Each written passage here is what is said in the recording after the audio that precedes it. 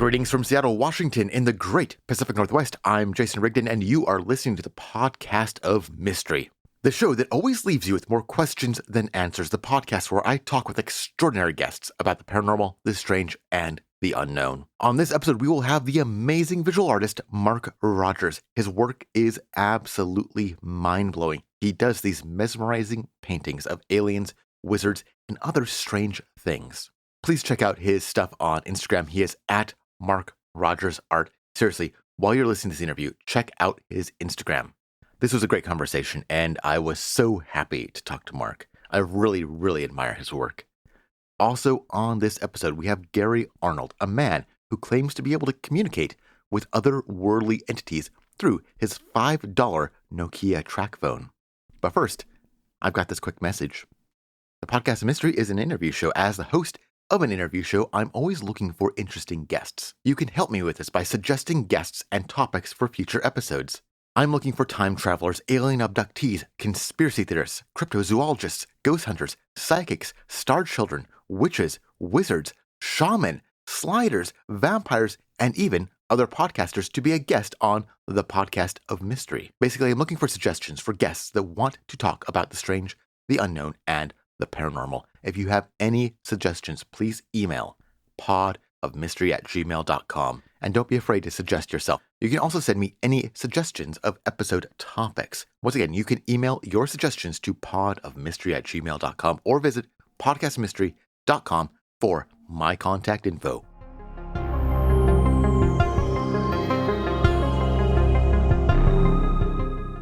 Hi, I'm Mark Rogers. I'm a painter from Portland, Oregon. I paint a lot of aliens. I paint a lot of, just weird stuff like that. Sometimes people make memes about my art. I love painting. And I paint in kind of an illustrative style that takes place in an imaginary world that's kind of like Narnia, and I call it the Southwestern Bellows. It's kind of like the Wild West in the mid-1800s, but it's also fantasy. So instead of elves, I have aliens, and I have like pretty intense mythos about the aliens in my paintings, and some of the mythos takes a little bit from actual UFOlogy. Some of it I just totally make up, and I have a pretty fun time doing it. So, but yeah, aliens and cowboys, I guess, and lots of cactuses. They are just absolutely beautiful, and the detail is just amazing. And how long have you been making these paintings? I started painting pretty late in life, actually. I've been drawing my whole life, but I made my first painting when I was about 30, maybe 29 or 30, and I am 40. I'm almost 42. So about 12 years I've been painting. And had you always been kind of interested in, I suppose, the paranormal? Like, there's a lot of paranormal elements in the art. Yeah, that's pretty much the only thing I really care about in the world. It's just paranormal stuff. I don't care about anything else. That's it. Those Time Life books with the silver text on the sides? I had those growing up, and I loved them. I'm actually looking at some from across the room right now. And I really liked those. I always watched, the X-Files and all the other shows like Unsolved Mysteries and Sightings and that kind of stuff growing up. So I've always been into it. I've had a couple of experiences, too. I haven't really included them in my paintings, but, stuff like that. No alien experiences, unfortunately.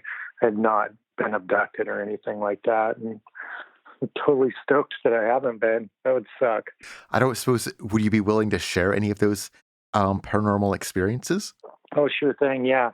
I had an out-of-body experience at outdoor school. And I did see a UFO once with my ex-wife, and I saw a couple ghosts, but nothing crazy outside of that. Which one do you want to hear about? Well, oh God, the out-of-body experience, I'm fascinated by those because it's so common. I've never experienced it myself, but it's fairly common. Yeah, it was weird. I haven't had I've only really had this one. I maybe have had something sort of similar, but this was very distinctive and very weird. I was at outdoor school. And for people who might not, I don't know if outdoor school is a thing or if people know about it, but it's when like you're in maybe sixth grade, the whole class gets to kind of stay at a camp for a week. So we were all kind of at it's like a summer camp sort of, but it's through the elementary school, whatever. So I was with my class and we were all walking in the dark towards this area where there was a campfire, and we were all going to like hang around the campfire, and somebody was going to tell us elementary school kids stories, or we were going to sing or do something weird like that. So I was walking single file with all the other kids. And then all of a sudden I was in the woods, and I was watching this row of kids all walk single file towards this campfire area. It was pretty kind of dark, but I could totally see myself walking, and I could see myself just in a line with like these other kids. And it kind of tripped me out, and it made me have like a weird sense of fear, and then I immediately snapped back into my body. But I just remember vividly seeing myself walking with these other kids. Did you tell any of the adults? How did they react to this, or did you keep it secret? Sometimes people don't want to share it. No, I didn't tell tell anybody. I thought it was kind of weird. I didn't really know that much about out of body experiences, but I've always kind of been interested in the subject, and I did check out like some library books on ESP and astral projection and stuff like that, and I read about it, but I didn't really talk to anybody about it. I had a couple other sort of mild out of body experiences, but nothing really like as strong as that, and I could have been just dozing off or something weird, it could have just been my imagination with some of the other ones, but that one was very, very clear. But yeah, I bet a lot of people have it, but they just don't tell anybody. Yeah. Well, sometimes when people will tell me these stories, they will relate that, they didn't realize this was a thing, like that other people had experienced. They thought it was just like something weird about them that happened once long ago. They didn't realize there's like other people. Yeah, I remember a few times as a kid, just like laying in bed and then having the ceiling be like really, really close to my face, and it felt like it happened a little bit more when I was a kid. But yeah, just weird stuff like that. And when these experiences happened, had you already been kind of interested in the subject matter of the paranormal, or did this kind of motivate you to like try to learn more? I don't know if it really motivated me to learn more as far as that stuff goes. When I was maybe a sixth grader, I maybe thought Bigfoot was pretty cool. And I probably thought aliens were pretty interesting, but I definitely didn't know anything about like an out-of-body experience. I'm not even really still like, I don't really think I'm really into that, studying about it or hearing about it. Maybe if it was more of a thing and more people have, studied it or something, it seems kind of like uncharted territory a little bit. And did you see the UFO as a youngster also? No, I saw the UFO when I was about 29 or 30. I was with my ex-wife, and we were just doing something stupid. I think we were just walking up the street to go to a corner store. We were in Springfield, Oregon.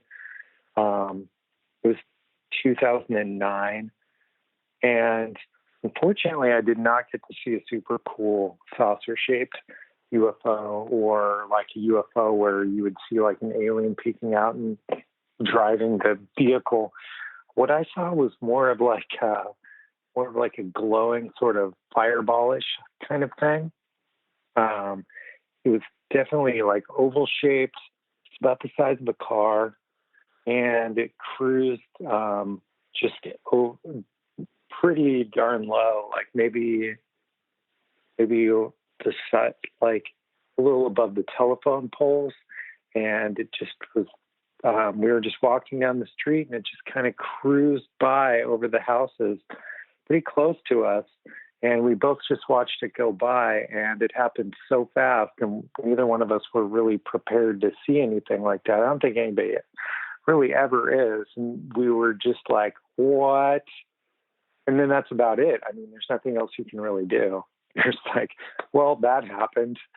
Did anybody around you see it too? Like, were there people nearby? No, just me and my ex-wife. I mean, Springfield, Oregon isn't very populous. And maybe some other people did see it.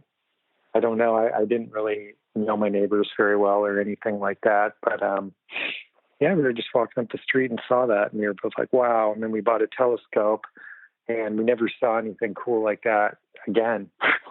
Did that experience like affect your art at all? Had you already been like making like paranormal kind of influenced art before that? No, I hadn't. But I probably would have painted, even if I hadn't seen that, I would probably paint the exact same stuff. It wasn't really like a cool UFO, like it wasn't a triangle. It wasn't like anything menacing or awesome. It was almost just like, when people talk about ball lightning, I have no idea what that looks like, but maybe this could have been something that was like in that territory. Like it was like an orange kind of glowing car-shaped object, and it just cruised by, and it was totally silent, and it was weird. But yeah, it happened. And there's like no resolution to the story. It was just like, yep, that happened. Well, you definitely can see that you're somewhat of an aficionado of these UFOs to be, maybe this is the wrong word, but a little disappointed in what you saw. There are reports of, people do see those silvery saucers with an alien like waving at them. That's not unheard of. Oh yeah. And I don't know why I'm forgetting her first name, but the Barney, the Hills, I believe they saw some UFO, or they saw some people in the UFOs. What I really want to happen, though, is there's a UFO case where a UFO lands and the alien actually offers pancakes to somebody. Have you heard that one? Oh, wow. No, that's wonderful. Yeah, they actually have like a photo of the actual pancake, and they're really small. They don't look very good, but I don't know if I would eat something that an alien gave to me, but that's the kind of UFO experience that I would personally like to have. The injured cold experience is pretty cool too. Yeah, I really do like UFOlogy. I don't necessarily paint about it, but there's sort of a little bit of that influence in there. I listen to a lot of this kind of stuff while I'm painting. Okay.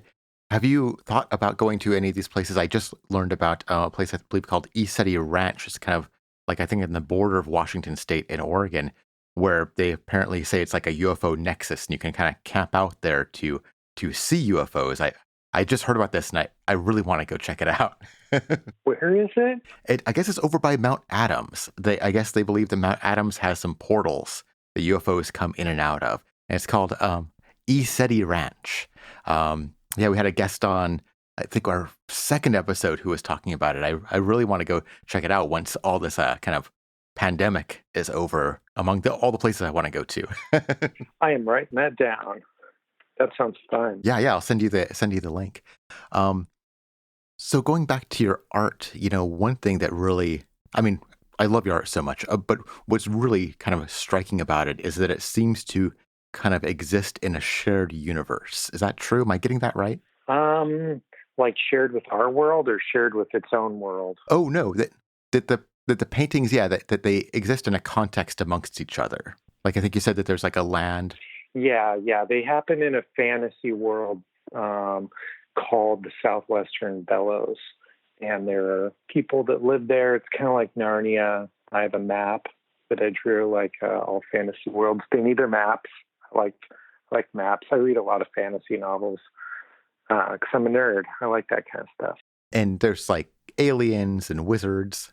So yeah, a lot. They're aliens. They're like reoccurring characters throughout the paintings, and like right now, I've been working on a series. It's called Alonso and the Cactus Witch, and it's I don't know. I think that there are 10 paintings in the series, and they all tell one story about this young boy who becomes an apprentice to a cactus witch because his father wants him to become an assassin. But the main character, Alonso, isn't really cool with that because he's super afraid of blood. So his dad decides to have him apprentice to learn the fine art of poison making from this witch. But along the way, Alonso learns a little bit about friendship and a lot about the extraterrestrials that live in the area. So that's kind of the painting sort of thing. I usually come up with like one story and then I paint a bunch of paintings about it. And the main character in the story accidentally kills the witch with poison, and later she's resurrected with elemental necromancy by these that are reticulon grays who dwell in the surrounding mountains. So I like to pepper in a little bit of like maybe some stuff from UFOlogy, but it's really just stuff I'm making up. Well, it's so rich, when I look and I see, there'll be the painting and then there'll be like kind of the block of text kind of giving more information or telling the story. How did that come about? Did you start off wanting to create kind of like almost like a mythology, or did it just kind of organically kind of appear? It's sort of organically appearing. Also, when I graduated from college, I really wanted to become Stephen King or like, somebody who just writes scary stuff for a living. So I tried my hand at that for a while, but being dyslexic, it was super hard. So I'd always really been into art, and I was playing in punk bands and stuff and didn't really know what I was going to do. And so I already had a little bit of desire to write. And I started getting back into art, and I thought maybe I was going to become a graphic designer or something dumb like that. No offense, graphic designers, but I don't really like being on the computer all that much. So I knew that wouldn't really be a cool fit for me. But I did like art, and I remember when I was doing punk band stuff when I was younger, I really enjoyed making the flyers and like making stuff by hand. And so I started just, painting a lot. And then I realized that through Instagram, I could just kind of pop out like real little small blurbs about some of the stuff that's going on in my head without actually having to sit around and, write a full novel, which I probably wouldn't even do a very awesome job at. So that's kind of how that came around. Is continuity an issue for you, or have you freed yourself from that and that you don't necessarily worry if there's any kind of contradictions or anything? It worries me like 75%. Like I try to make everything.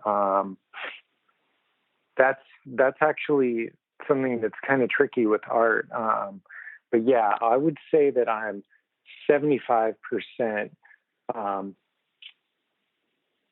continuity aware.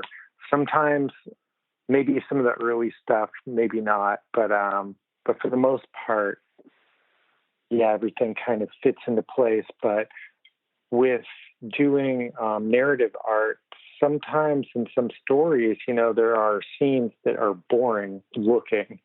And I really only want to paint the scenes that are exciting looking because nobody wants a boring painting. So that can be an area where the continuity is kind of tricky. Do you use any tools to like keep track of the story that you've already told, or do you just kind of have it in your head? I have it in my sketchbook. I just sort of write it in my sketchbook. I can see my other Instagram posts. Yeah, I mean, I do keep like certain notes and some computer files. I guess I use like just a few of those for some world building sorts of things. But yeah, I mean, most of it's just really in my head and mainly in my sketchbooks. Like I'll draw out like little studies of the reoccurring characters, and I'll write notes about them. And I guess my sketchbooks are probably my biggest art tool that I have. And how have people reacted to this art? It's it brings up to me a lot of feelings and a lot of just fascination. But for other people, what did they tell you? I don't know. To my face, they're pretty nice about it. I'm not. I'm thankful because I mean I really like doing this, and I've been able to get my job, so that's really great. I'm just really grateful to the universe and to collectors and people who have supported me. I guess I've had a lot of positive stuff. I haven't had very much negative stuff. If people don't like it, they probably won't tell me, or they won't say anything, or they'll just ignore it, which is totally cool. I've had maybe a couple people that are really religious who have not enjoyed it, who have told me, and that's okay. And then I've had a majority of not a majority, but there are quite a few people who have had alien experiences, like abduction experiences and stuff. And I've had a lot of people share those experiences with me, like probably more than the average person. People will share this stuff with me, and I feel a little bit bad because my stuff isn't really about a true life experience, something like this happening, but I definitely want to hear the stories. I mean, I'm really into this kind of stuff, so I think it's pretty neat that people will just out of the blue send me a message about like a dream, like weird reoccurring like dream contact or actual like encounters. A lot of people actually ask me if I do DMT or if I do LSD or, if I'm into drugs, and I'm not. Sorry, guys. That's cool. Every teach their own. Well, it's definitely an aspect of this is going to be maybe sound rather generic, but rather there's this aspect of spirituality to it. It almost, when I look at them, it reminds me of like religious paintings. Yeah, I am a little religious. I was raised Catholic, but I'm not Catholic. I'm a Wiccan. So yeah, I have a little bit of some of that in there. But I've always been really influenced by the Catholic Christian paintings from the Northern Renaissance, with all the creepy angels and cherubs and just all. I like that style. I think it's really good. So, yeah, I really like all that kind of stuff. And, yeah, maybe seeing that art at a young age really has like influenced my personal style. But yeah, I definitely throw in a bit of my own,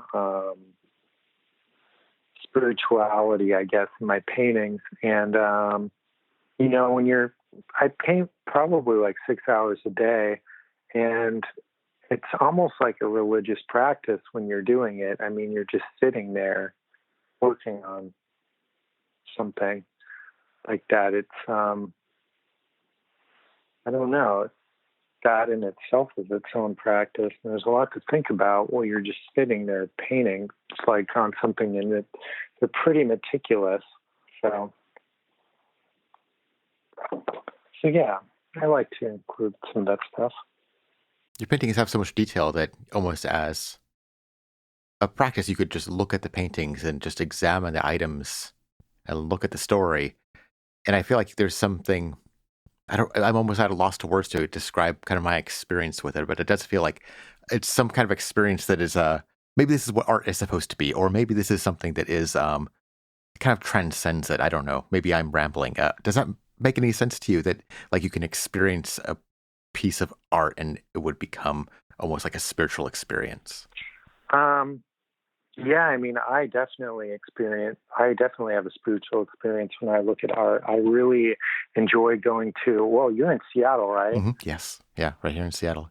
Yeah, my little brother lives up there, so every time I'm in Seattle, I always go to the Seattle Art Museum.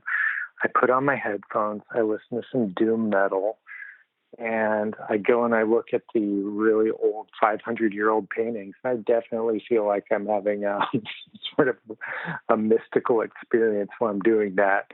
It's like my favorite thing to do when I go to new cities or even my own city, but like I really like going to museums and looking at old paintings and listening to metal on my headphones.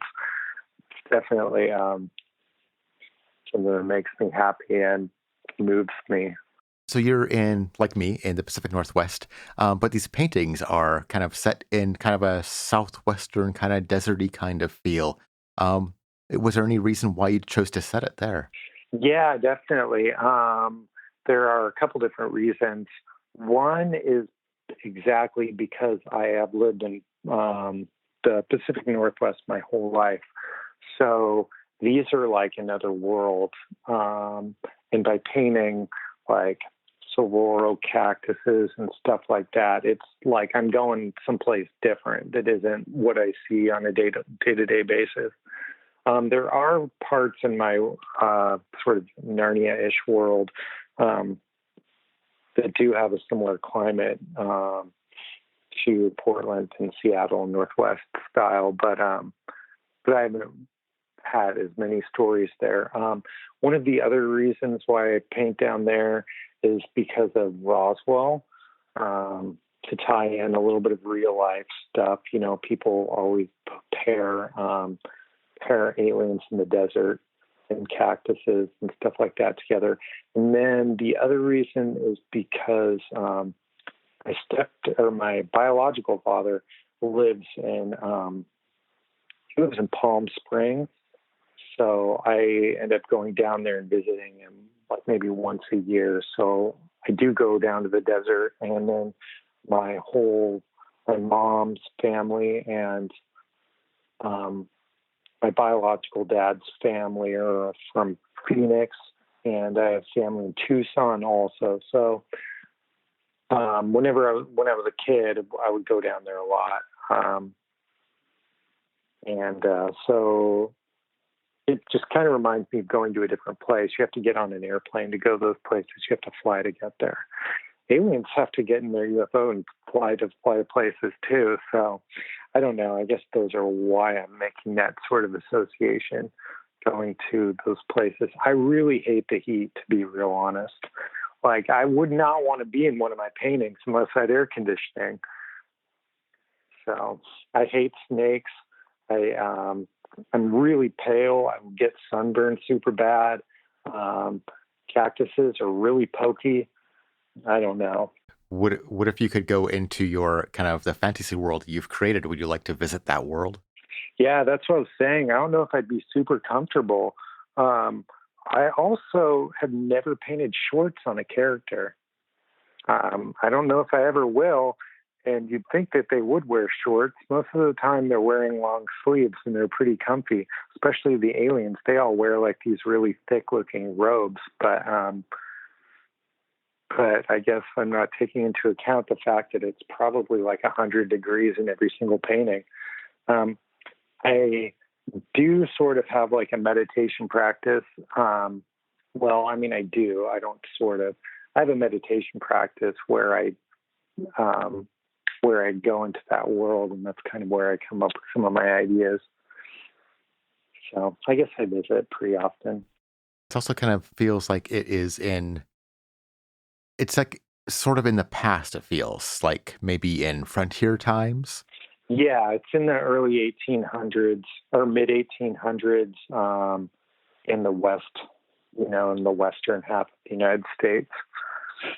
So that's kind of, it isn't technically like in California. I have like a map and I've got different locations and stuff. But yeah, I wanted to paint non-contemporary in a non-contemporary sort of time because I didn't want somebody to look at one of my paintings and be like, "Oh man, that looks so 90s," or "That looks so 2000s ish." And I didn't want to paint people wearing graphic shirts because I don't know. I just wanted it to be like out of time. I mean, it's in an old time, but you can't really pinpoint what the time period is. So it's like in this other time, it's in another world. Yeah, I find that personally very appealing. I like that kind of, it's, yeah, out of time, almost an otherworldly kind of feel. There's like, it feels like such um, an alive universe. You're seeing these little vignettes. It's very endearing. I really enjoy it. Oh, thank you. Have you thought about putting them together in like a book? You've got these stories you've written and the images, maybe like an adult picture book. Yeah, I thought about that. Continuity is still kind of an issue for me. Not totally, but the series I'm working on right now with the Cactus, which I would like to release all those paintings as something of a hybrid of an art show because, there are no art shows right now. So it would be an art show and it would have the narrative in it. It wouldn't necessarily be 100% like a story that you would just read. You wouldn't be reading it like a kid's book or a picture book or something like that. But it would be something sort of similar. And I think it would be cool if it was like smaller, like pocket size, because I like books that can fit in your back pocket. So I think that like coming up with like a little small sort of thing would be kind of cool. I was thinking that maybe I would put out a book that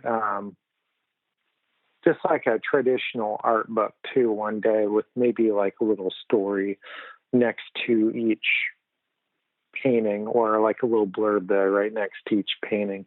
But I haven't done anything like that yet. That might be kind of, that might require like some upfront capital or like some sort of a crowdfunding type of situation. And I don't know if I'm really ready to take on something like that yet, but I think it would be pretty cool. So one thing I usually ask, visual artists when they come on any of my shows, just, how has Instagram kind of affected your art? It seems like you're able to get your stuff in front of so many more eyeballs than maybe you could have in the past. Yeah, it's definitely really good. I would say it's more good than bad. There are a couple negative things about it.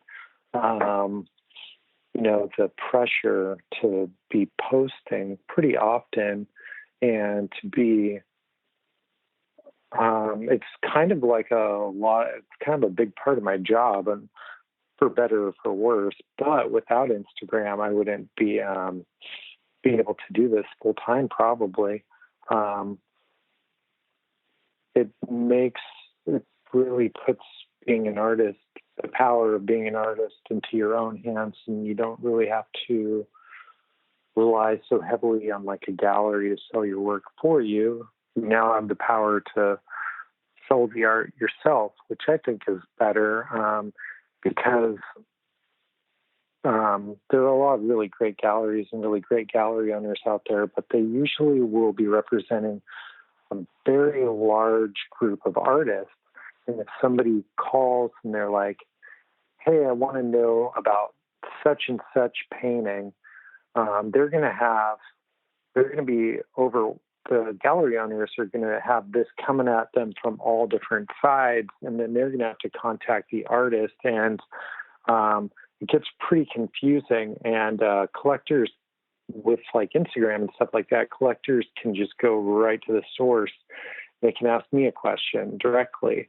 And I think that that's pretty cool because I'm going to know the answer. And I can provide probably maybe better customer. Well, I would say, yeah, better customer service than a gallery could, because I just know the answer to the question. Unfortunately, yeah, it is a little bit time consuming and it's a little distracting, and it people, you can get like it can affect your mental health, I would say, having putting your stuff out there and worrying about whether or not people are going to like it, that day, or give you like the dopamine hits from, getting such and such likes or comments or whatever. That kind of stuff is a little bit different. It kind of cracks me up when I'm thinking about like these medieval painters. I'm like, geez, what was their life like when they're just sitting around painting all day? They didn't even have a paranormal podcast to listen to. Like, how did they do it? I don't know. So you seem like, you spend a lot of time maybe thinking or considering creativity, and, you started painting relatively late. Do you have any advice for folks that are maybe struggling with creativity, and, any words of wisdom that might help them along, anybody that's listening right now? Yeah. Let me see. Structuring your day so that you have time set aside for these activities is probably the number one thing. Like I have just like painting actually is like not creative. When you're painting a painting, you're kind of executing it. I mean, I'm just talking for myself. I mean, I'm not the Jesus of painting or something. I don't have all the answers. But for me, when I'm working on a painting, I'm executing and I'm not really being creative. So I have my first hour and a half of the day is set aside for just creativity, which just only happens in my sketchbook. So every morning when I wake up, my coffee is set to pre-brew. I sit down and I start sketching like, well, I'm still halfway in dreamland or whatever. And that's how I do my creativity for the day. So I think I would suggest that people who want to get in touch with their creativity, then make some time to be creative. Some other ideas are just always keep your net open and be receptive to like when ideas might come. Some cool ways to get good ideas are to do something really boring like your dishes. That's a really great way to come up with some ideas. Just do some like house cleaning. I used to bartend, so we'll get ideas while I was just doing like the dumbest stuff bartending, like stocking the beer cooler or whatever. I would get ideas, or I go for walks. So those are some ideas. Keeping a sketchbook and writing everything down is really important. Like I was saying earlier, I think having a sketchbook is my number one tool for, being an artist. Yeah, and just making it a practice, having a ritual where you're doing your creative stuff every day and having those hours set is really important. And this one's kind of a selfish one for me. And, you're kind of my target listener. You're very into the paranormal. You listen to podcasts. I wonder, you're knowledgeable about, the paranormal, all this stuff. What are some of the paranormal stories that you would like maybe more attention to? There's so many stories, and some are less popular than others, and some of us have our kind of favorites. Do you have any favorites that you wish people would talk about more? My favorite paranormal story is the vertical plane. Does that ring a bell to you? No, the vertical plane. Or maybe it's called the horizontal plane. It's the craziest story I've ever heard. They actually wrote a book about it. It was a book, and this story was so weird that Do you want to hear it real fast? I think I can kind of tell you the bullet points. Okay, that'd be fantastic. Yeah, it happened in England, and it happens in like grad students, I think. And don't quote me. I'm definitely gonna tell this wrong. I'm trying to tell it as clear as I can remember it. But these people had sort of a ghost experience in their house when they were doing some work on it, as kind of happens with some of these things. But the ghost activity was happening through a computer that they had, and this took place in like the 80s or 90s, so it was a really old computer. And they started having this dialogue between them and something else, and they thought it was some people messing with them, but the dialogue was all in strange old English that people spoke like hundreds of years ago, and it was really weird, and they were referencing things that just didn't really make sense, and so this dialogue continues between these like English grad students and this entity, and they figure out that this entity is like a ghost that's haunting them, but the ghost actually thinks that their ghost's haunting him. So he thinks he's in the house, and he has like this device where he's talking to them, and he's like wondering like why they're in his house. So the story gets really strange like that. And then they also start getting, okay, so the story's getting kind of confusing right now, but as they're talking with this person, they realize that he's a real person. They're able to look back at records and see his life and when he lived and when he died and all that. And the other thing is he was given whatever device he has by something. And he, like his device where he's communicating, they're communicating to him with a computer. He's using something else to talk to them and interface with this computer. And then it gets real weird at the end, because this third party starts talking to them, and it's almost talking really, really brief and really succinct, almost like bullet point, like statements that are, they're just clipped very, very short, like how when people say LOL or whatever, it's talking like straight up. The whole dialogue is like that. So it's just like really succinct. And so it's almost like they're interfacing with something from the future. And this future thing had given the person from the past this like interface device. Anyway, the story is real weird, and there's a book about it. Stuff like that's pretty fascinating to me.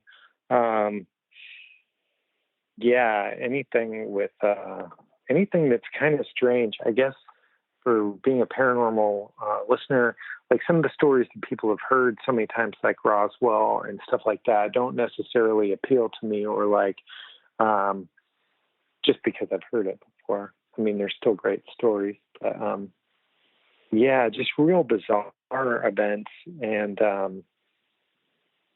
I find fascinating, or anything to do with maybe time travel, or anything to do with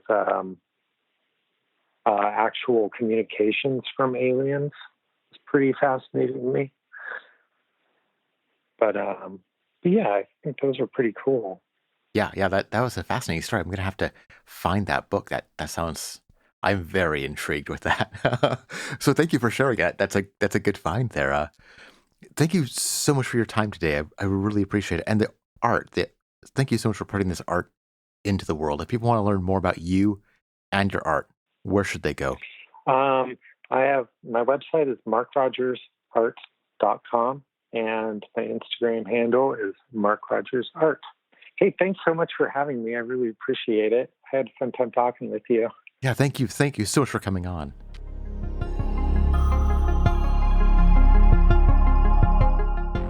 Are you following the Podcast of Mystery on social media? We are at Pod of Mystery on Twitter, Instagram, and TikTok. Following the show on social media is a quick and free way that you can help this show grow. Once again, we are at Pod of Mystery on Twitter, Instagram, and TikTok. Every follow helps this show grow, so please consider following the Podcast of Mystery on social media.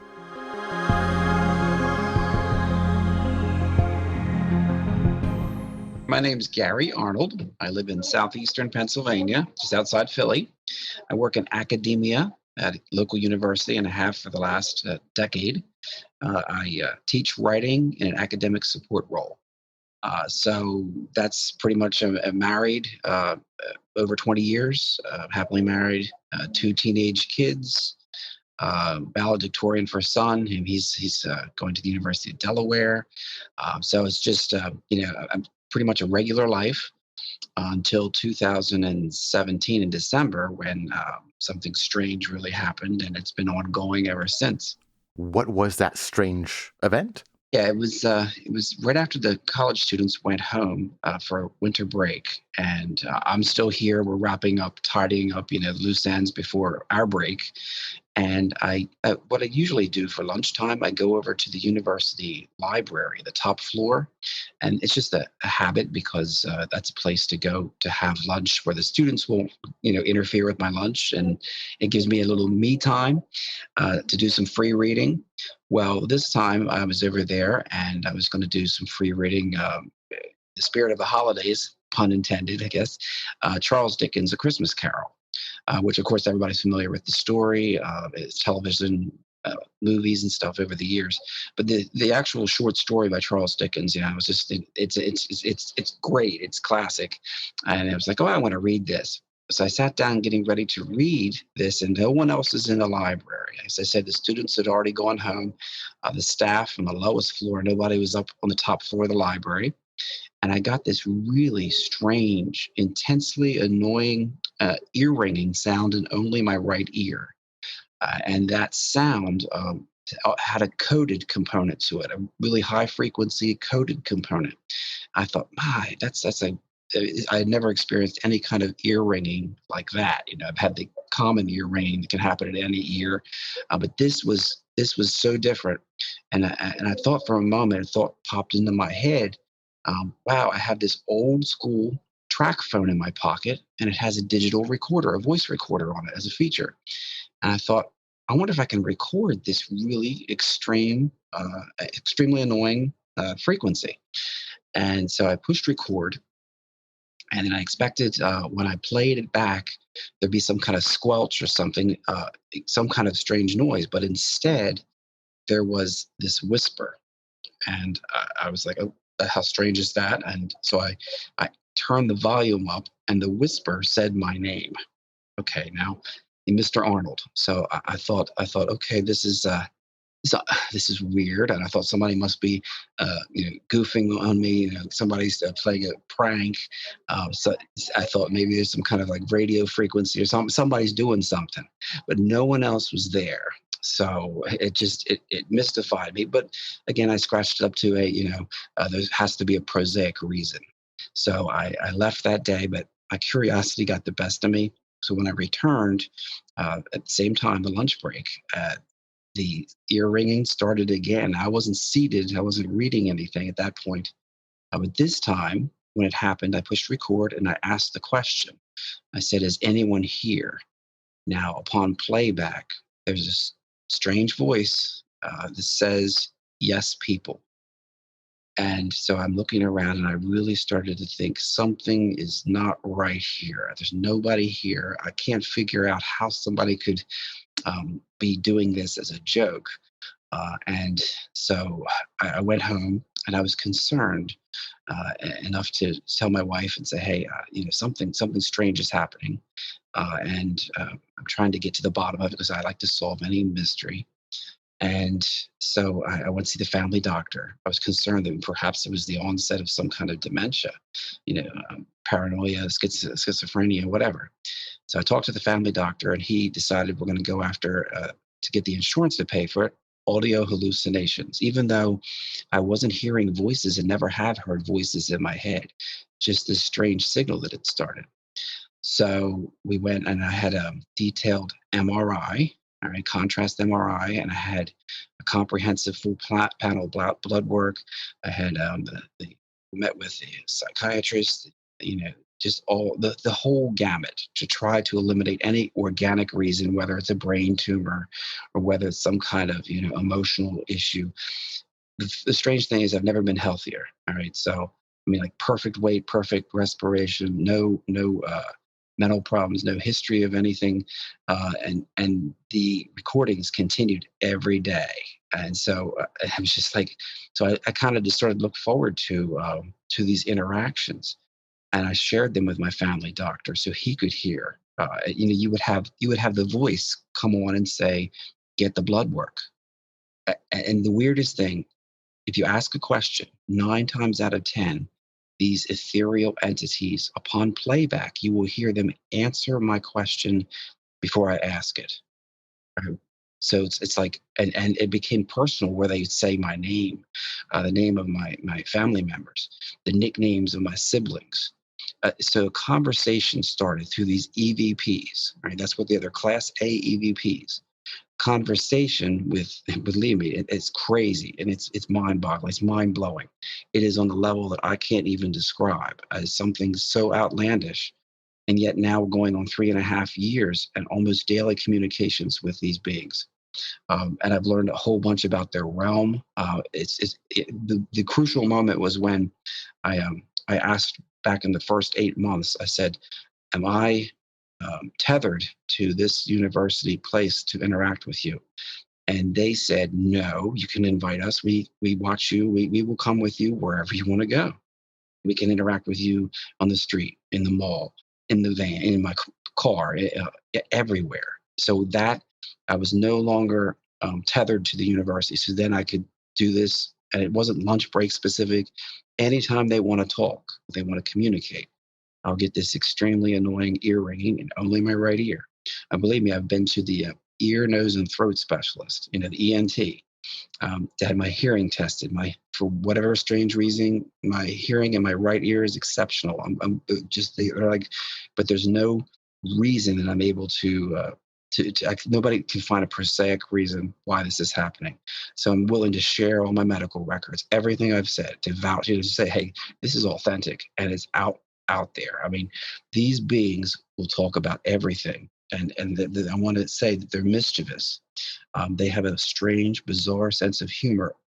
They will talk about everything from flatulence, no joke, to religion, to politics, to the weather, to whether they eat or not in their realm. I have had researchers that I've enlisted, pro bono work, people who help me and I help them. They even do remote viewing, these beings, where I've had researchers ask me, okay, what's in this blue can on this table out in the park in Oregon? All right, something I can't know, and it can't be Googled. And they give me the question 5 minutes before, and I have like 10 minutes to respond. All right. So the beings respond accurately, the correct answer. So then I actually get this credibility because, these researchers are like, oh my gosh, this Mr. Arnold's for real. So they've done all kinds of tests and stuff. We've had multiple cell phones. Now, it's important to note it's only the old school cell phones that are able to capture these EVPs. The modern smartphones use filtering algorithms that eliminate white noise. And apparently, white noise is essential to actually capturing these EVPs. So the older model digital recorders still have some white noise. And one of the researchers said these beings are able to take the ambient white noise and craft it in such a way that it resembles human speech, phoneme by phoneme. But unlike our speech that's created by air going through a larynx, this is not. This is something entirely different, like energy packets. Again, I'm not a technical person. I'm not a scientist. But that's the description. And they actually analyzed some of my clips with this bleeding edge computer software that's able to read the waveforms that the sounds make to verify, again, this is all verified, that these are legitimate, that it's not my voice, that I'm not playing it. I'm not trying to pull a fast one. There's not a con going on here. This is so crazy. And one of the people I've worked with is, and I won't say his name, but is with Bob Bigelow's team. right? I'm sure you're familiar with him from ufology. So they have had me actually search for someone that they said was a shapeshifter. I have all the records, the correspondence, and everything. Some of this stuff is so out there. Last summer they had me, and the entities got it right where she was. And so I can't make this stuff up. It is so outlandish. And the audience, I want your audience to understand that I didn't raise my hand and ask for this. I've been told my physician pulled me aside after listening to some of the clips, and he said God told him that I have a gift. And I said, well, I laughed. I said, if that's true, can you ask God if I can re-gift it? Because I'm not sure I want this. Yeah. Now, these beings, important to note, these beings, as I said, are mischievous. So they have a strange sense of humor, almost childlike humor. And they will play games. They will, like, even religious things. Like I had one where there are so many different voices, whether it's a child, a little boy, a female voice, an African accented voice. But they will answer questions directly. And that's one of the things I'd like to set up a live stream event where the audience can ask me questions and the entities can answer in real time, put me in a Faraday cage so there's no hocus pocus electromagnetic radiation getting in or out. And we could once and for all not just do that, but have the bleeding edge computer software I spoke of to analyze the clips in real time. All right. And again, the pareidolia is a real thing out there. People see patterns and stuff. Let's use the independent software of the computers to make the suggestion what this clip is saying, so that it's not something that a person suggests beforehand. Same thing with the researchers. I don't tell them what I hear when I play it back. I send the clip immediately to them, and then they bounce it back. Is this what you hear? I'm like, yeah, and I've written it down, so everything's time stamped, so they can see that I'm not just following their lead, and they're not following my lead in a sense. All these experiments, as I said, with the different the phones, the same make and model. I use an Alcatel. It's a 205G. It's A205G track phone. That's you can have. I have a whole bunch, and they don't have to be network enabled, right? So it's not specific to you don't have to have a connection, but the digital voice recorder will work every time, and I can put them in different places, and all the phones in different places, so many meters apart, will record the same voice. So something's going on, and and I try to compartmentalize this. It's the best way to deal with it because I have a normal life. I don't want to jeopardize my job. I don't want to have my family be uncomfortable, but because this has become the new normal for my family. And just like they interact with us in our house, and believe me, they would bug me 24/7. They crave attention. They crave this interaction. I made a documentary, which we can discuss in a few minutes. It's out there, and where I analyze several clips, and it's also like an EVP treasure hunt. Totally un-Hollywood. It's not got any kind of special effects or except for this purple lightning bolt that was free online. I put in there because I don't want the distraction of the CGI nonsense. I mean, this isn't supposed to be like Marvel Universe or Disney. So I made it very affordable. It's $2.99. It's priced less than the cost of a McDonald's Happy Meal on purpose. I want everybody to be able to access this stuff. That's just to cover overhead because I'm producing the next installment of the series. The first installment is called Subterranean Seance: The Evidence Speaks. So yeah, it's I on a single shoestring budget. That's I produced it. So. And if people wanted to see this documentary, where should they go? They can go look up We Are Not Alone, Gary Arnold, at Medium. It's Medium. So they can do a search in Google or whatever search engine, look up Subterranean Seance, Medium. I have a website through Medium. It's a compendium site, a launch pad. So anyways, I got all of my interactions with different media, people, the press releases, radio stations I've interviewed on, everything is there, and they can use that to also access.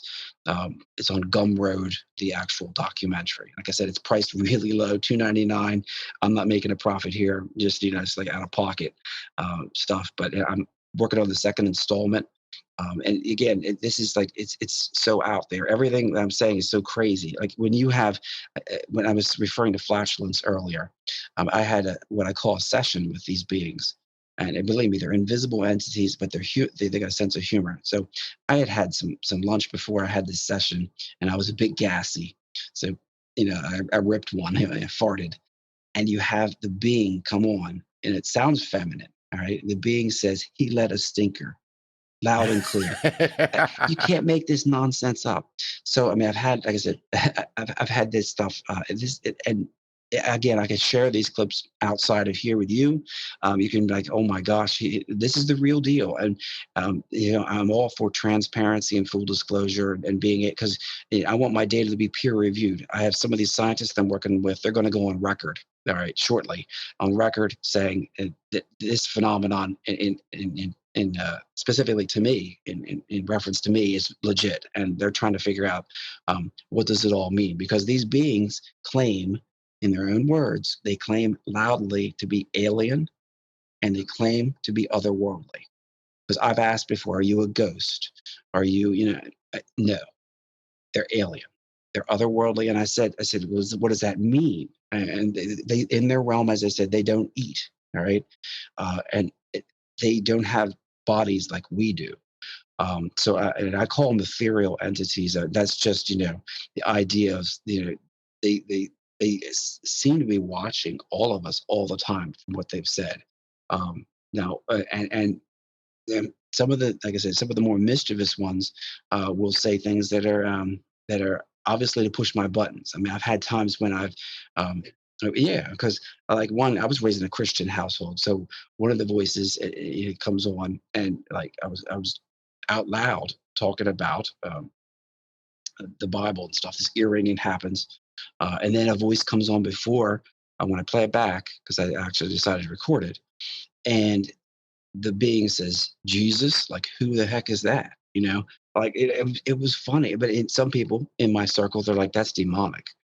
Maybe it is. Maybe I have a sense of humor. I don't feel ever threatened by these entities, and they've offended me to the point sometimes I say, well, that's enough negativity. I'm not going to talk to you anymore. And then the very next day, I'm talking about clip after clip in a row. We're sorry. All right, they apologized. Can you imagine them apologizing to me? I'm like, oh, okay, really? And they have terminology they use, like when they do remote viewing, it's called the game. Right? They want to play the game. To them, it's a game. Um, I had last summer. I had I also, a little personal thing. I'm a pigeon aficionado. I collect pigeons from all over the world, tropical pigeons, exotic pigeons, but I also have some really nice white homing pigeons, right? And this was on the FM radio station when they interviewed me. I sent them the clip and stuff so they could play it for the audience. And anyhow, I had a dilemma, and I was like, okay, I got too many of these white homing pigeons because I can only have so many birds. It's just so I was like, okay. When the ear ringing came, I asked the question. I said, should I sell my white homing pigeons? And you listen, you play it back at the beginning, loud and clear. Sell them. And I was like, yeah. And my wife's name is Anja. She heralds from what used to be East Germany. So like I said, she came over here as an au pair, and we got married and everything. And just, so anyhow, the entities know her. So we have these sessions where we'll talk, and they will say her name in a female voice that has a little bit of a Germanic inflection, in a male's African voice, and it's so clear. And it's just like we've done all these tests. It's not random signals beaming down, bouncing down from the atmosphere. You can, at that moment when I push record, all right, and the response is directly, in regards to my question, the chance of it just being a coincidence, a random errant signal bouncing down from the atmosphere that answers my question directly, not, an innuendo, not something general, is infinitesimally small to the point where it's ridiculous to even consider that the possibility. So now my investigations, I stay open-minded about a lot. I can say a lot of times with the papers, I've said, well, if you want to get a similar feel to how I feel about this, I say, Dr. Seuss's children's story, Horton Hears a Who, right? I'm that elephant in the jungle is made fun of because I'm hearing these invisible, because the Who live on a little speck, right, on a piece of clover. And so, everyone, all the other animals in the jungle, they laugh and ridicule Horton because he's claiming there's these invisible beings, that no one can hear, until the end when Horton is vindicated. It's the same thing. If it weren't for my track phone and the digital voice recorders and the ability that we have today to amplify these whispers, to then use independent computer software and scientists that help me pro bono to investigate this, well, then I'd be in the category, well, that's so ridiculous. That's not true. But I'm, again, step by step, I'm going the grassroots up approach. So I'm taking it directly to the people. And it's just like I'm building on a base of data, and I want to be data driven. And that's one of the definitely focus of the documentary is let's look at the data. It's not about me, the messenger. Although people say you're a medium, I've actually had lots of people ask me to contact their dead. Like one guy, his son committed suicide. He said, "Could you please talk?" I said, "I can't do that. More importantly, I won't. I won't do that. I'm not going to involve myself in deliberately naming people to talk to. Number one, I don't think that they are spirits of those who are deceased, and then perhaps that disappoints some people. But they claim to be alien. They claim to be otherworldly. They don't claim. I have asked before a little bit. They don't seem to be spiritual in the sense of someone who's passed on. Right? They're not dead. Even though the name of the documentary is Subterranean Seance, the evidence speaks. I wanted it to be like Subterranean is me. It's under the radar kind of doing this. And the seance is us. We're sleeping. We're sleepwalking in life. It's time to wake up. And the dawning truth is, hey, something we've been told isn't true. We're not, all I'm putting on the table is that these beings exist. That's a paradigm shift. If we can say, hey, we're not alone, something phenomenal, fantastical is going on here. So that's where I am on this right now, is that, about interpretation and stuff, that's a whole other ballgame, because you can have people saying, well, what do they really mean? What's their secret message? All I'm putting on the table is, hey, according to our understanding of science, they shouldn't be even saying anything in the first place. They shouldn't be interacting with me in live time, and by name. And not just that, knowing things. And I've had people ask questions that there's no chance of me knowing the answer to, including someone's spirit animal. And I'm just like, really? I don't even know you, this person. And right away, the beings will answer right from the beginning. And the weirdest thing, that this part of the sense of humor, which I think is a common denominator that we can build on as a species to connect to them, to bridge this chasm between us, is that sense of humor. Because when they refer to an animal, they will make a noise that's almost cartoonish or caricature of that animal, what you'd expect. So if they say one of the answers to the question was a frog, but they say it in a way that sounds kind of like a frog. Or I've had pigs, rabbits. We had a pet rabbit that died as a family pet. I asked them, I said, okay, so what was the name of our rabbit that passed? Boom, play it. There it is. A voice, not my voice. It all can be analyzed independently. A voice saying cuddles, but it says it like almost like a rabbit, like almost like a Bugs Bunny kind of. It's silly. It's silly, and it's that kind of humor that I'm thinking, wow, that's the common denominator.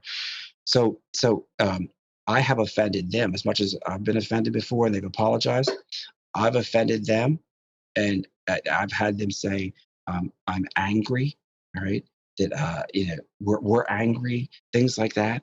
And I've had this sense, okay, so there are boundaries, and sometimes it's easy to step over, and it's like, well, really, does that offend? I mean, I can be offended, they can be offended.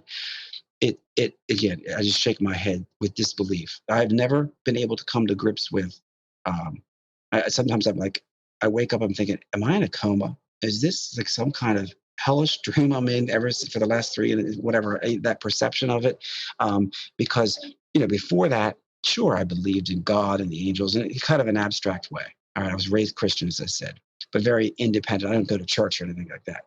But then, yeah, and then this happened, and I thought, what's more rational to believe? It's more rational to believe that I'm in a coma and this isn't real, or it's more rational to believe that, yeah, there's this military experiment going on, and somebody's considered, doing it to me and making me a targeted individual.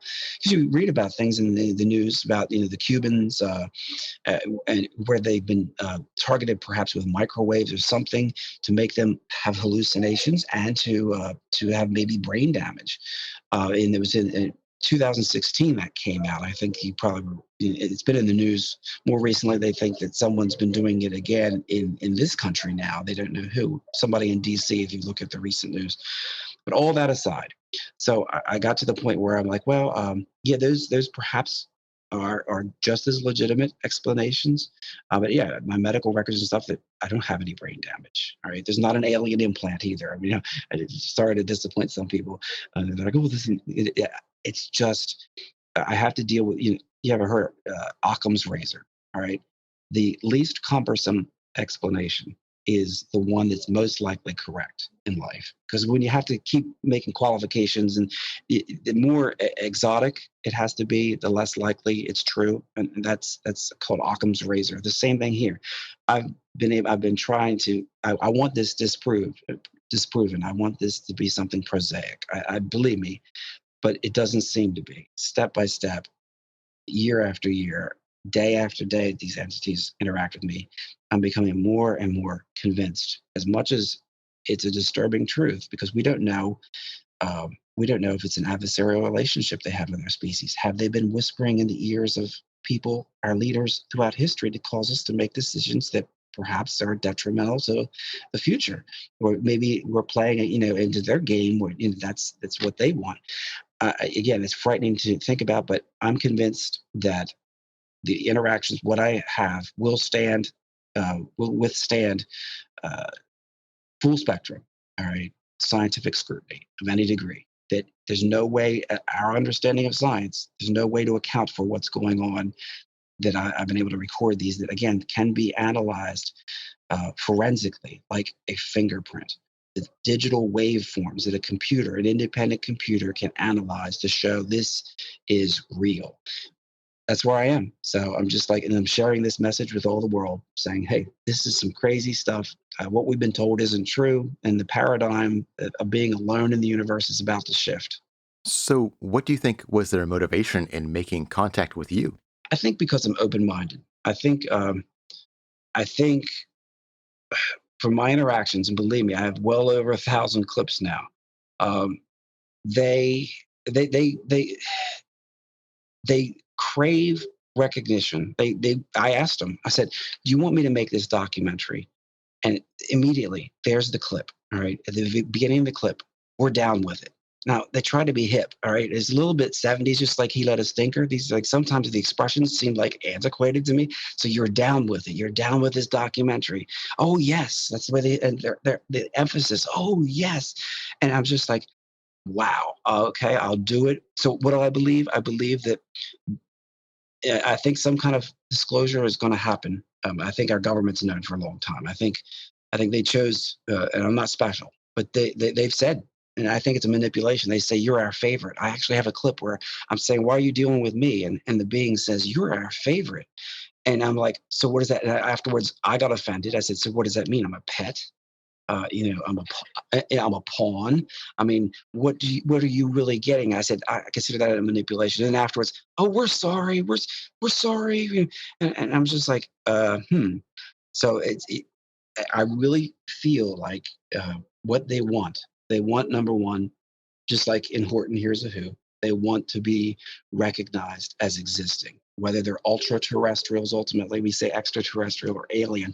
I mean, alien can be even an ultra terrestrial. It's always been here. We just don't. There's so much of the light spectrum and so much of our ability, the spectrum of hearing and stuff, of frequencies, that is outside the range of most people's ability to perceive. So it's quite possible these beings have coexisted with us, outside of our range of perception forever, time immemorial. Yeah. So, And have you huh? have you tried? Oh, sorry. Oh, I was just wondering. Have you tried? Using these track phones. Have you tried? I mean, as a podcaster, I immediately think of professional audio recording equipment that might get a more clear signal. Have you tried that at all? Yeah, actually, I have a scientist. I will say his name. Right, Dave Mason. He's with Deep Prasad. I'm sure you've got some of these names you've probably heard of before, and they are AI and quantum theory and stuff like that. So the higher end equipment, I was told by this forensic Dave Mason, and like I said, I could share the correspondence and stuff. And he's a lot more open than some people. Bigelow's a lot more protective of his crowd. All right, so I can't just come out and say their name. But Dave Mason, like he said the higher end equipment will not yield better results. All right, the sensitivity is what we're getting. He said it's almost like they've chosen to use this old school track phone because it falls within a certain range that is ideal for them. So the higher end, some of the higher end recording that we've done, when you look at it, it number one, it doesn't even pick up the vocalizations. Whereas the phone right next to it, it's the old school, picks up the answers, the whispers. And again, the key to the whole thing is amplification of these whispers. But if you even look on the modern smartphone, in the modern smartphones can graph out voice recordings and music. You can see it graphically.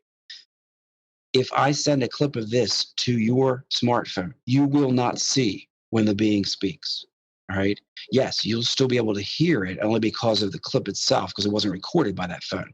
Because if it was recorded by the smartphone, you wouldn't even get that.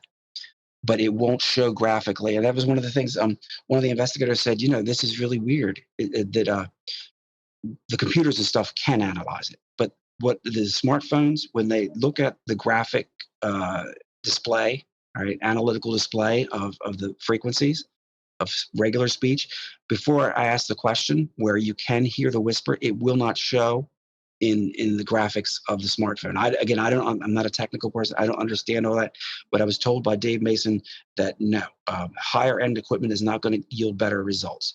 But the belief that they have is that these beings they're twisting ambient white noise and creating phoneme by phoneme the equivalent of human speech, but it can be tested. It's not created with a larynx. It's not created. It's not AI either. It's not any kind of robotic stuff. This is unique, almost like energy packets that, there's a little hole that expands to a larger hole, and it's how things flow through. Again, the science is beyond me. All I'm saying is, hey, this is weird, and I'm privy to just like strange explanations of what's going on. And the more I hear these researchers talk, the more I'm concerned, because I'm like, well, where is this all headed? I've already faced some ridicule and stuff, and believe me, you can't go on record saying some of this stuff without, with the blowback is there saying this is either this guy's totally BSing us, or what he's saying is so extreme that a lot of people are not going to be comfortable with it. When I was on the radio station, I was explaining on the local radio station in Baltimore what was going on. The manager had to cut me off after 12 minutes. And then I talked, and the office manager said, we got a call from someone on the Baltimore Beltway who listened every day. And this, they listen because they want to feel good going to work. They want to, this person got so overwhelmed, frightened by what I was saying, they pulled to the side of the road and didn't want to go to work. That's the thing. There are some people that are not going to accept something so outside normal. It's going to scare people. And you can understand, there are people out there who are already on edge. They're stressed into traffic. And then they start hearing me talking about invisible entities, and I have proof, extraordinary evidence. Proof is a strong word, because no matter what. And when somebody pulls off to the side of the road and they're almost having a breakdown because of me innocently saying, and what I have can be independently verified, and it scared some people. So, I can understand some people out there, they're not going to want me to have a platform that scares their audience. They're not going to want me to say the truth. And I'm glad to see, at least in the headlines and stuff, as far as the UAP disclosure and stuff seems to be moving forward. But I'm sure there are people who pull the strings behind the scenes who are not going to put the crown jewels of truth on the table, because they don't want to scare the living crap. They don't want society to fall apart. There's a certain element of society that's already on edge, and with the pandemic, so they're not going to. I think everything's going to be piecemeal. moving forward. Even though I want so much more, the truth. I mean, in my lifetime, I'm hoping that you hear the whole truth about the UFOs and stuff. But I have this evidence too, even on my small level, my very, I'm a nobody special, my insignificant level, to understand that, hey, because that was on the radio and that was live, and they got worried what I was going to say next, and yeah, well, they get skittish. yeah, and so afterwards, I mean, I don't blame them. I understand now. I went into it innocently because this was my favorite rock station when I was younger, as a teenager, and I was in a band, a hair band, and I had a song on their station. Nice. Yeah. And then I thought, awesome. Yeah. So I could go on for hours. Have they given you any indication about maybe like what they call themselves or what their original like place of origin was? I've asked, and all right, they don't have a name for themselves. Apparently, that I would understand. I even asked them. I said, "Why do you speak English?" And the answer is because you understand English. Well, yeah, I guess that's true. I don't understand Mandarin, so so they're choosing to maybe dilute whatever so that I can at least understand a little bit of what they are about. You know what I'm saying? Even using words seems like they're telepathic. So it's frustrating. Um, what I've learned about their realm and them, there seem to be, uh, as far as age, there's no age distinction in their world. All right, we don't have children, even though the voice. And I sometimes think, I say, well, why do you have a child's voice? A child's voice that calls me daddy. It calls me daddy. Think about that. And or a female voice, or they in an older person's voice, or an African voice, someone who sounds like they're from Australia. I mean, why play these games? And I really think it goes to their nature that that's how they're able to make a connection. I don't believe that it's malicious. I don't believe that the intention, at least for me, I know some people have more extreme experiences where somebody is threatening. But and I once got really upset, and I said to them, I said, and this just think about, I'm having a conversation with invisible entities right now, and to even I have to almost smile a little bit because it's just so crazy. This is my new normal. Like if somebody says some things in life are a blessing and a curse. Well, I think this is one of them. But I was like, okay, I know how to push back against them. I said, all right, how frightened should I be of a whisper? I said, you're not even strong enough in my realm to be heard clearly until I amplify. So why I don't feel threatened by a whisper. I said, you have no material, I can't see you, I can't touch you. And I said, I can't, there's no facial expressions. So to me, I'm not going to be frightened by a whisper. And, then you have the apology set in because these beings we're sorry.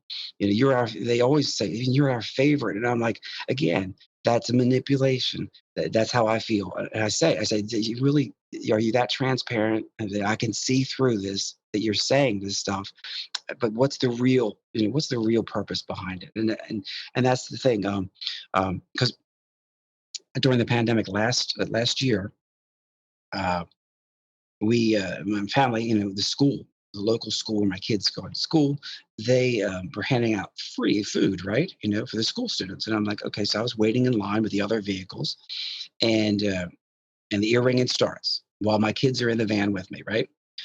So I'm like, oh, daddy better take this call. I make a light joke out of it, okay? Because I'm not taking a call, I'm just pushing record. All right. On playback, you have an entity, a voice, saying they don't use the food in an accusatory way, a way that I was like, wow. So I was mystified. My kids were like, oh my gosh, what did we do wrong? So I went home because this is like they were giving out food every week. So a few weeks before this recording, we had received some food, charitable food, and that's great. And I would share the excess with my parents and stuff. And I went back to my wife and said, it is okay. It's bad enough to think that we're being watched, scrutinized, but to have an entity, um, it basically criticize and indict us as we're not using the food, we're wasting the food. I said, you don't understand the magnitude of what I'm saying. I said, are we wasting food here? And she said, well, we do give some to your parents. So I went down and I asked my parents. They were throwing away some of the food. And I'm like, I'm like, okay, maybe this is what the entity was saying. I don't know, but it again, to feel like you're being scrutinized, judged.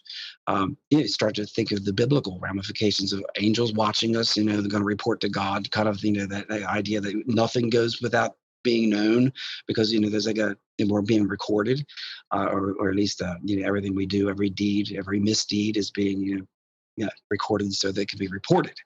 And it just, so yes, sometimes I'm thinking what maybe primitive cultures or earlier cultures, I shouldn't sound arrogant, call them primitive, um, what they considered angels and demons, maybe these today we call aliens, celestial beings. Maybe it's just the terminology's changed. Because if you ever read the descriptions of angels in the Bible and the scriptures, they don't look human. They're frightening. I mean, all these eyes and stuff. There's some strange stuff. You're thinking these people have to be on drugs. I mean, and it's just crazy stuff. But sometimes I emphasize it again and again in the documentary Subterranean Seance. I said sometimes we just have to reconcile with what is, even though we want something else to be true. You have to come to terms with, okay, what I want to be isn't. So I'm going to have to deal with reality of what is. So and I've been scrutinized by these beings a few times, and it's just again, there's a sense of humor, but that each voice is interesting. Each voice seems to have a task. So a voice has a particular kind of message. So I know if I hear the little boy's voice, number one, he's going to say "daddy," and he's going to then say something like prescriptive, like get the blood work, something like that, right? And if I hear another voice, that voice may be, a jerk. That voice may be a negative, like, well, hey, human beings are, trash in the universe, and so you have the whole spectrum where you have beings that are, positive, and then you have beings that are, like people, like some of them are grumpy and negative. I don't deal with the negativity. I usually just say, well, that's enough of that. I'm ignoring you. Goodbye. But there is something in between that's kind of mischievous. I'm going to date myself by saying I used to watch Mork and Mindy in the 70s with Robin Williams as Mork from Mork. And there's that sense of like humor that is if you watch that, it dates itself as far as the series goes back in the 70s, Mork and Mindy. But Robin Williams, I mean, he had a particular kind of humor he exhibited in that. And there's a similar uh, brusque quality to this humor. And it's just, I don't know, it's ineffable. To put it into words is very hard to do. But going back to your original question, because again, I could talk for hours and hours. These beings, they claim to be alien, otherworldly. Do I know that for a fact? No. If this could actually be, and I try to stay open-minded, and one of the researchers, I said, here's an idea. I said, imagine that I happened upon some kind of microscopic flea-like entity, all right, that, that's all there is. But this entity is like a ventriloquist. This entity can seem like, it's other beings, but maybe it's just one. Maybe it's one trickster, one cosmic comedian who thinks this is it gets a rise out of our interactions and gets a rise out of watching us.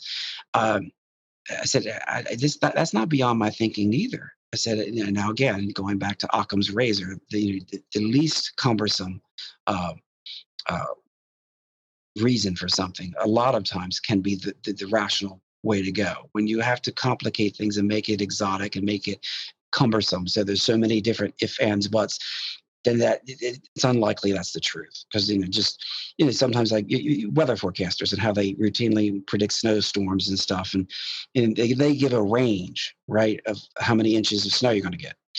But most people only hear what they want. If they're a snow lover, they hear the upper range, like, oh yeah, we're gonna get a foot. And I think it can be the same thing when it comes to negativity and stuff, along that spectrum.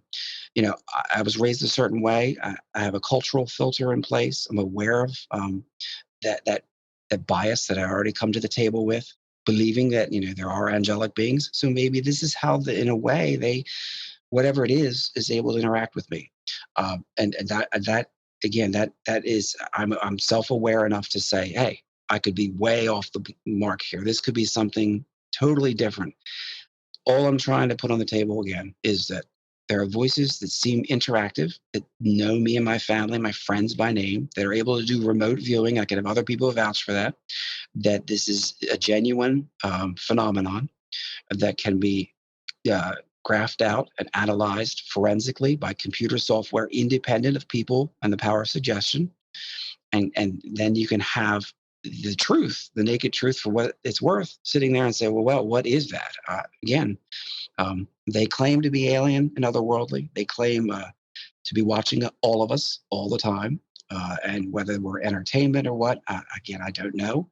There's always the possibility it's an adversarial relationship where they are secretly whispering throughout history in people's ears. And I just happen to be able to capture it through this device that acts as a translator for this signal that maybe everybody has experienced at some. I don't know. I'm not anyone else but myself, but I do know that they've performed, call it that, while other people are present. Before the pandemic, I had a really crystal clear EVP, and this is 18 months before it started, and it says makes it hell for voting, and it was like foreshadowing some kind of difficult time coming up. Um, it's just some weird stuff, but sometimes you can't appreciate what the significance is until it's in hindsight, right? 2020, so to speak, looking back, and then you say, oh, now I understand. Before I was clueless, like sometimes it's cryptic. I'm like, what does that mean? I don't know. And if people want to learn more about you and this phenomenon, where should they go? You can look up "We Are Not Alone," Gary Arnold, and then the word medium. All right, I'm not a medium. That's just the website. Medium is for lots of writing. That will take any curious person to a compendium, my site, which has everything I've done. All right, and links to all these people that I've interacted with, and all the media and the press, the grassroots press I'm getting, and it will definitely. I think satisfy anyone who's curious, and when I say satisfy, it's only going to open up more. You'll have more questions. There'll be an avalanche of questions because once you see this constellation of press and stuff that I have out there, and it's really hard still to say anyone really respects it besides the UFO and paranormal communities, because like I said on the radio station, people fear that the mainstream sense of, hey, there's a stress level attached to this. If that's true, if what Gary Arnold's saying is true, then oh my God, what are we going to do? And I'm not sure. There's probably not any way to make this more palatable than to say it's real and investigate on your own. And I'm continuing my research. And like I said, I will have it peer reviewed and everything's coming up with these scientists. So things are going to move forward. And I've actually had some death threats too. I'm going to admit that here. Oh my. There are people who've called some of my family members, and they couldn't trace. We actually reported them, and they also, one person sent a clip. It had to be a person who knows what they're doing. They had embedded a secret message inside this audio clip that they left on an answering machine, a voicemail, and it was a threat. So there are people out there, and believe me, could be even some of the people I deal with. Some people play it both ways. The only way to have total power is to play both sides of the coin, so to speak. They're like an advocate for a disclosure on one hand, and the other hand, they're reporting stuff to the CIA. I mean, I don't know, but I'm not stupid either. You look at what's happened to Lou Elizondo and the blowback he's getting, and believe me, there are people in the Pentagon and stuff that do not want this to happen for whatever reason. They want the status quo. They want people to only the elite people, the select few, to have the information. I'm all about everybody. That's why the price of my documentary is so cheap. I have it free. At some point it will be, but right now, like I said, overhead of creating the next installment, just $2.99 is pretty cheap, I think. But yeah, so there are people out there who do not want disclosure to happen. But I'm going to right here go on record. It's happening whether they like it or not. I think we've passed the tipping point. I don't think you can put the genie back in the bottle. So the truth about UFOs and the truth about what our government knows, the select few in their little silos who've kept it from the masses because they think that they know better than we do, or needs to know only basis. That's been unfair for our species in general. So, but yeah, so I think it all ties in, that, the same thing. I'm not backing down. I'm not afraid of you dying. Hey, I believe the message is worthy of being shared. So you guys, anyone in your audience that's interested, hey, check it out. Yeah, well, stay safe out there, and make sure to please keep us posted if, when you have new developments or new information. And thank you so much for your time today and sharing this incredible story. Thank you. Hey, take care. I'm Jason Rigdon, and you have been listening to episode number 16 of the Podcast of Mystery, originally transmitted on Friday, May 28th, 2021. If you want more information about me, this show, or my guests, please visit podcastofmystery.com. Tune in next Monday morning when I will be talking with the filmmakers behind the fantastic indie horror movies Corpse and The Hill and the Hole. Go watch The Hill and the Hole. I highly recommend it. It's available on demand with Amazon right now. It's strange, confusing, and absolutely beautiful. If you have a guest or topic that you would like to hear on this show, please email podofmystery@gmail.com. You can also send any feedback or comments to that same address. This audio program is copyrighted by me, Jason Rigdon, in 2021 and is freely available under the Creative Commons Attribution License.